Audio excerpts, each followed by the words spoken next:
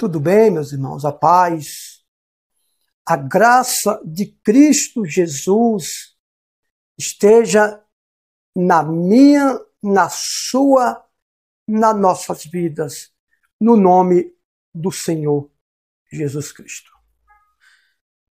A palavra de Deus, ela é uma revelação, ela é uma profecia, ela é uma visão que traz uma mudança de pensamento, uma mudança de sentimentos, de desejos,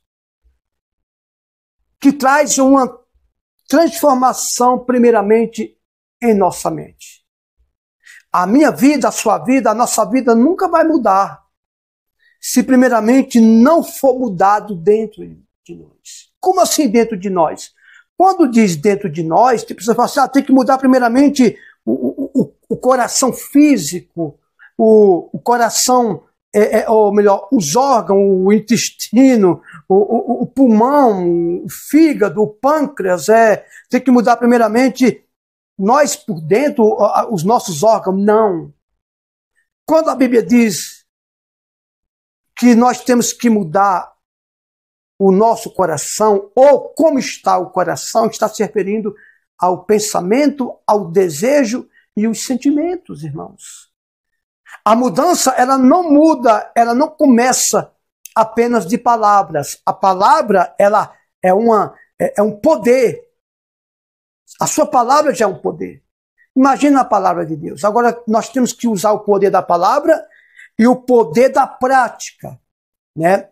Eu fico me perguntando, o tanto de irmãos que se diz ser evangélico, crentes, cristão, mas parece que muitos esqueceram de Isaías 53. Eu vejo que essa palavra de Isaías 53 não está se cumprindo na vida de muitas igrejas, de muitos irmãos. Eu atendo várias pessoas durante o dia, eu tenho visto que as pessoas não têm, elas não têm vivido Isaías 53. Olha o que diz Isaías 53. A partir do versículo 1. Aqui é uma pergunta. Quem creu em nossa pregação? É um ponto de interrogação. É uma pergunta. Quem creu em nossa pregação? Ou seja, o milagre só acontece em quem crê na pregação do Evangelho. E crer, irmão, não é de palavras. Crer é de atitudes, é de obras. Ah, mas a salvação é pela graça, não é pelas obras. Eu não estou falando de salvação espiritual, irmão, porque a salvação, meus irmãos, Cristo conquistou na cruz. Mas a cura, a prosperidade, a bênção na sua família, no seu lar, na sua geração de renda, que é o seu trabalho, tem que ter uma crença dentro da palavra de Deus. Quem creu em nossa pregação e a quem foi revelado o braço do Senhor, ou seja, a quem foi revelado a força do Senhor. Braço representa força. Também representa abraço, aconchego. Quem creu em nossa pregação e a quem foi revelado o braço do Senhor, a quem foi revelado a força do Senhor e a quem foi revelado o aconchego do Senhor. Porque Jesus, o Senhor, foi subindo como renovo perante ele e como raiz de uma terra seca. Não tinha aparência nem formosura. Olhámo-lo, mas nenhuma beleza havia que nos agradasse. Era desprezado e o mais rejeitado entre os homens, homens de dores, e que sabe o que é padecer. Como um de quem os homens escondem o rosto. Era desprezado e dele não fizemos caso. Certamente ele tomou sobre si as nossas enfermidades, as nossas dores, levou sobre si, e nos reputávamos por aflito e ferido de Deus e oprimido. Mas ele foi traspassado pelas nossas pisaduras. Pelas nossas pisaduras, ele foi moído pelas nossas iniquidades, e o castigo que nos traz a paz, o castigo que nos traz saúde, prosperidade, harmonia, o castigo que nos traz a paz. Quem é doente não tem paz. Quem é enfermo não tem paz. Quem vive na miséria não tem paz. Quem vive nas dívidas, na dificuldade, na depressão, na angústia, não tem paz. O castigo que nos traz a paz estava sobre ele, e pelas suas pisaduras fomos sarados. E todos nós andávamos desgarrados, como ovelha, cada um se desviava pelo caminho. Mas o Senhor fez cair sobre ele a iniquidade de nós todos. Ele foi oprimido e humilhado, mas não abriu a boca. Como o cordeiro foi levado ao matadouro, como ovelha muda perante os seus tosqueadores, ele não abriu a boca.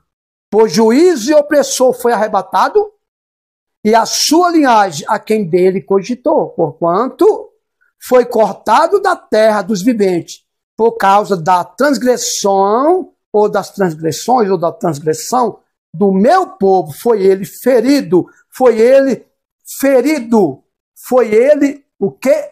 Ferido. Escute bem, meu irmão, você crente, você evangélico, você cristão religioso, o que é que essa doença está fazendo ainda no seu corpo? O que é que essa dificuldade, essa miséria, essa falta de renda está fazendo dentro do seu lar? Irmãos, a Bíblia diz que o castigo que nos traz a paz estava sobre ele. E pelas suas pisaduras fomos sarados, curados, libertos. Irmãos, a falta de renda leva as pessoas a ficar doentes, preocupados com dívidas, com contas, ansiosos, depressivos. O castigo que nos traz a paz. Uma pessoa que amanhece o dia sem tomar um café da manhã, sem almoçar meio-dia, sem tomar um café à tarde, sem jantar, endividado, despejado de onde você mora, acabou seu gás, você vive uma vida medíocre, gente. Como é que essa palavra de Isaías 51, que diz, o castigo que nos traz a paz estava sobre ele. Pelas suas pisaduras fomos sarados. Fomos libertos. Nós andava como ovelha desgarrado, sem pastor. Eu não entendo porque muitos irmãos falam assim, não, olha, eu não posso isso. Você tem que começar a trabalhar na sua mente, irmão. Tudo nós podemos naquele que nos fortalece. Tudo o quê? Superar obstáculo, dificuldade. Vencer uma dificuldade. Eu fico me perguntando porque tem crente ainda hoje que vê miséria, desemprego, dívida em excesso, de maneira que ela não pode nem dormir, vê como uma sina, como uma sorte. Irmão, tem pessoas que vê o desemprego, a miséria, a falta de renda como uma aprovação de Deus e ainda diz assim, eu vou assim até quando Deus quiser. Você vai assim até quando você determinar na sua mente que você é capaz, capacitado pelo Deus poderoso. Qual é o pai, qual é a mãe que pode tudo e ver um filho, uma filha com fome, doente e não vai fazer nada? Como é? Me explica aí, comente aqui. Como é que você é filho de um Deus, ou seja, como é que eu sou filho de um rei e não sou um príncipe? Não estou dizendo para você alicerçar a sua vida espiritual, em coisas materiais, mas as coisas materiais também faz parte das bênçãos de Deus. A terra prometida era coisa material, aonde a Bíblia diz que um cacho de uva era 2 homens para carregar. E Deus tirou os inimigos, os gigantes lá de dentro, os inimigos do povo de Deus. Lá o povo de Deus não podia nem entrar, porque os homens eram homens de 2,5 metros, 3 metros de altura. E Deus tirou o povo do Egito para levar para onde? Para a terra prometida, irmão. Ah não, missionário, a terra prometida hoje é o céu. Nada disso. A terra prometida é a principal Nova Jerusalém, a principal terra. Mas o que a Bíblia diz lá em Jeremias, Isaías, capítulo 1, acho que é Isaías? Se quiserdes e me ouvides, comereis o melhor dessa terra. Trabalhe na sua mente. Não é Deus que vai trabalhar na sua mente se você dá um lugar para as coisas positivas entrar na sua vida, irmão. Você tem que começar a dizer assim, não, o que eu estou vivendo não é a vontade de Deus. O que eu estou vivendo não é a vontade de Deus. Irmão, preste atenção, eu tenho meus filhos. Se eu puder fazer alguma coisa pelos meus filhos, não precisa nem eles merecer. Até porque tem hora que eles têm atitude que não merece nada. Mas não merece absolutamente nada. Mas o pai que ama o filho, que colocou o filho no mundo, junto com a mãe, ou a mãe que colocou o filho junto com o pai, né? Junto com o seu marido no mundo, vai ver o filho, a filha precisar e não vai ajudar? Lógico que vai, não precisa eles merecer. Porque é pai, irmão, é pai, é mãe. Eu sou exemplo disso.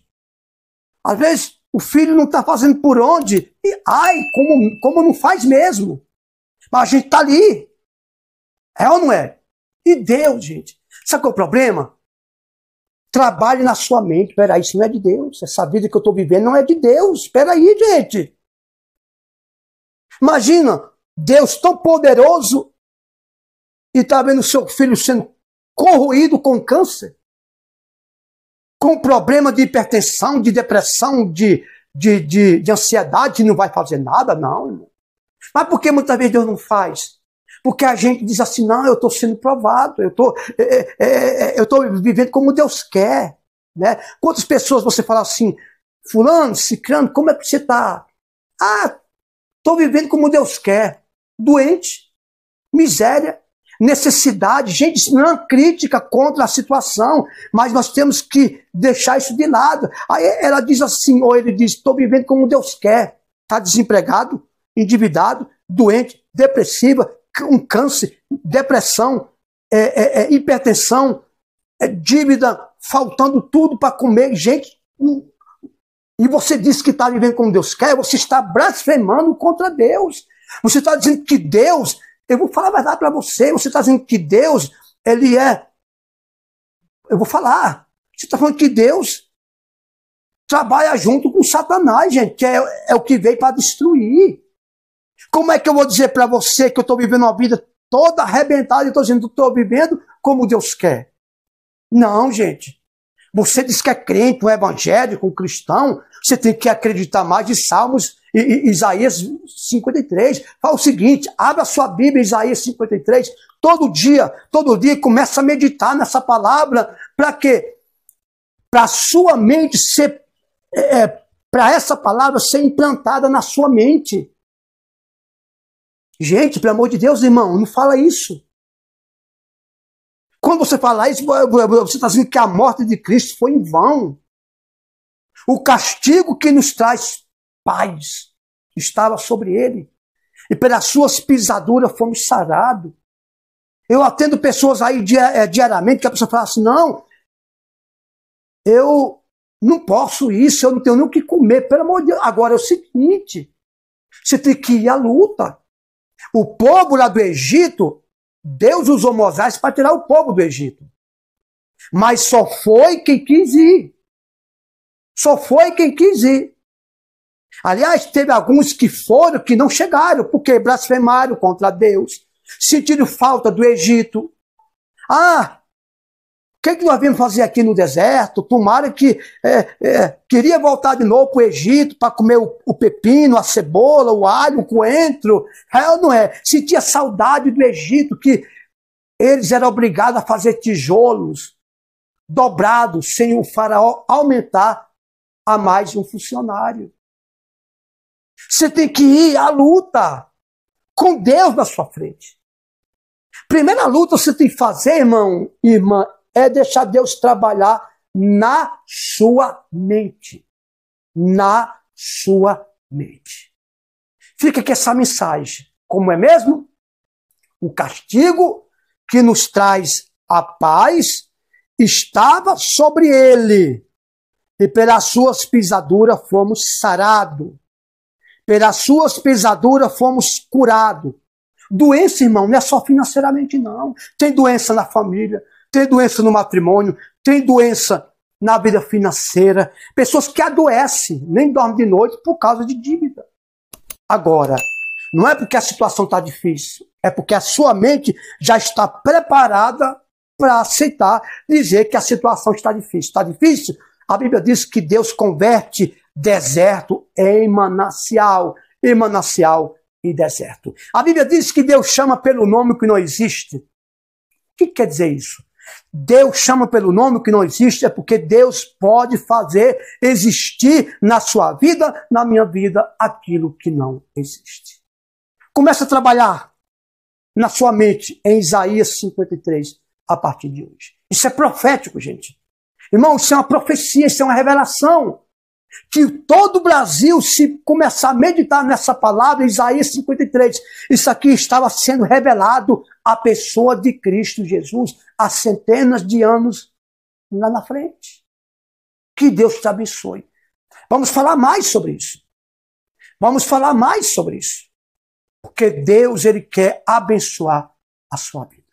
Fique todos na paz e eu quero que você se inscreva no canal para que você receba a palavra de Deus, as profecias da palavra de Deus, a revelação ou as revelações da palavra de Deus. Que Deus te abençoe no nome do Senhor Jesus. Trabalhe na sua mente. Deus só pode entrar na sua mente se você dizer assim, Senhor, entra na minha mente. Deus, Ele vai trabalhar na sua mente. Isaías capítulo 1 diz, comereis o melhor dessa terra se me ouvides.